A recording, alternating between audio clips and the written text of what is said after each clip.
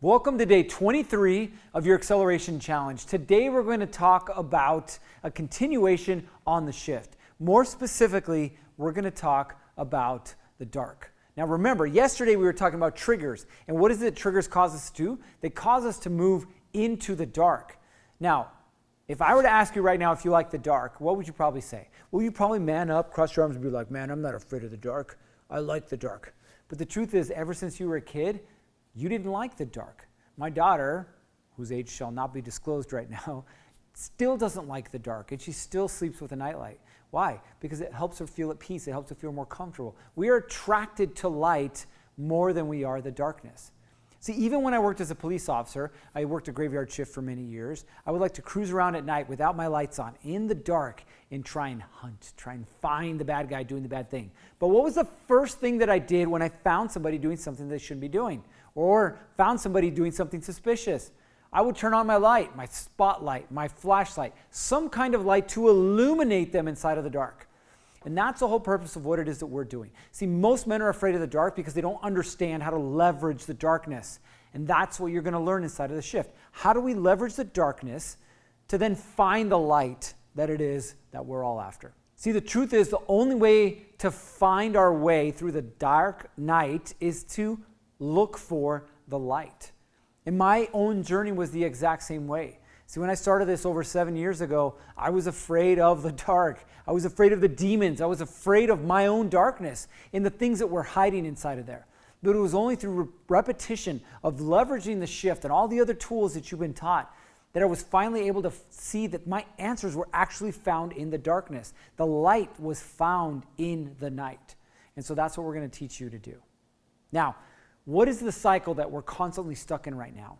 Here's what happens. We're walking along and we get triggered. And I'm going to share an example that we're going to use for this entire lesson. And we get triggered. We get triggered by someone or something that causes us to get angry, start to blame, right? Start to do all these different things, frustrated, pissed off. And it starts now to move us down this circle of anger down to blame. We're blaming someone or something else for what's happening right now, for what's not working, for what's not functioning the way that we want it to, right? Anger leads to blame, then leads to guilt, right? And you know exactly what I'm talking about. You start blaming your wife for some of your problems, you yell, you get pissed off, you point fingers, and it might be later that afternoon, the next day, the next week, you start feeling guilty for the way that you treated her. And that guilt leads to shame. You feel ashamed for the way that you acted. So you say you're sorry. You buy her flowers. You be nice to her. You wash the dishes. Whatever it is, because you just want things to go back to the way that they used to be. The problem with that is that if things go back to the way they used to be, you're going to get triggered again and then right back into the cycle, right? And that's what we're going to help you avoid by learning how to leverage the shift. Now, there's different things in your life that are going to trigger you. Your spouse, your kids, your employees, your customers, your neighbors, the post office, driving or people driving, school. All these things are going to trigger you and push you into the darkness. But the question is, what happens if we don't learn how to release the rage that comes when we get triggered in a controlled environment? We're going to blow up on someone or something else. And you know exactly what I'm talking about. The easiest way to explain this is road rage, right? Road rage starts innocently enough. Somebody cut you off, or somebody merged lanes without signaling, or somebody slammed on their brakes. You don't know why, they just did. But what does it do to you? It throws you into a tailspin. Now, hopefully you're not like the people that you see on YouTube or on TikTok or some of these other channels, right? That lead to people pulling over, accidents, fights, knives, guns, people getting shot and killed. Why? Because somebody cut them off.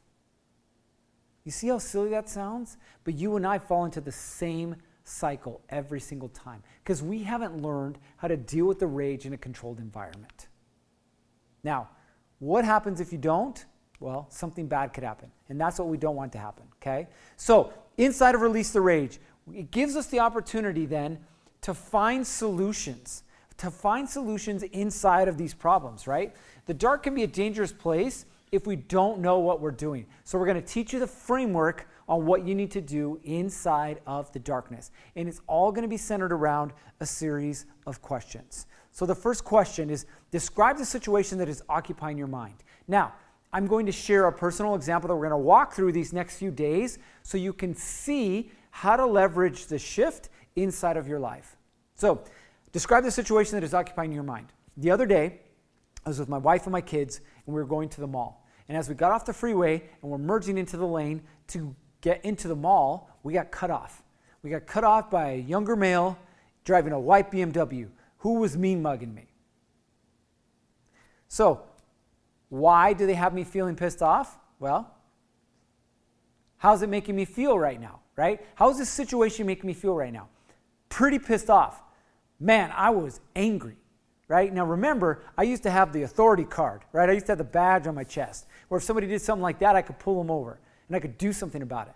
But now I'm just a regular civilian. I can't do something about it, but I can get pissed. And that's exactly what I was doing. I was getting pissed off at this idiot who was cutting me off. I don't know why he was cutting me off, and frankly, I could care less. He obviously didn't know how to drive. In this moment, if you could scream at this person or situation, what would you say?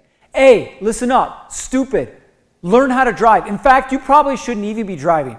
I don't even know why you're driving. Why don't you go back to wherever it was that you came from, right, and sell your car? Because maybe you could pay rent. Because you're probably going to the mall because you're going to rob someone or something. Next question. If you could force this individual to think, say, or do something, what would it be? I would make this person apologize to me, to my wife, to my kids for having to slam on the brakes because he cut me off. In fact, more than apologize, I would make this guy write a public apology and post it on Facebook that he would want to apologize to me and everyone that he's ever cut off in his entire life. Because he doesn't deserve to drive because he has no idea what he's doing. Next question. In this moment, what is the thing that you don't ever want to experience again with this person's situation?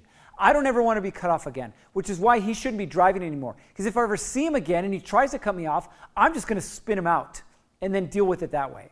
So as you can see, and I'm kind of bouncing back and forth. Remember, I've been doing this for 7 years. I've kind of been bouncing back and forth, and you're going to see this over this next few days. But I'm asking myself the question, and then I'm dealing with the answer. And I'm able to go deep into that and be present inside of the rage. If you've ever been cut off, you know exactly what I'm thinking right now. You know exactly how I'm feeling right now. But have you ever taken the time to deal with it? So that's what Release the Rage is all about, the first part of the shift. And that leads us to our assignment for today. Down below, I've dropped a link to an entire shift. Now, I don't want you to jump ahead. Just finish the section that says Release the Rage. And I want you to answer these questions. Pick a trigger, answer these questions. And inside of here, I want you to then post a video inside of your group and answer, what is it that you normally do when you get triggered? Do you stuff it, right? Or do you release it? What do you do with the rage and the anger that happens that pushes you into the dark caused by the trigger? All right, you know what time it is. It's time to get after it. 3, 2, 1, off you go.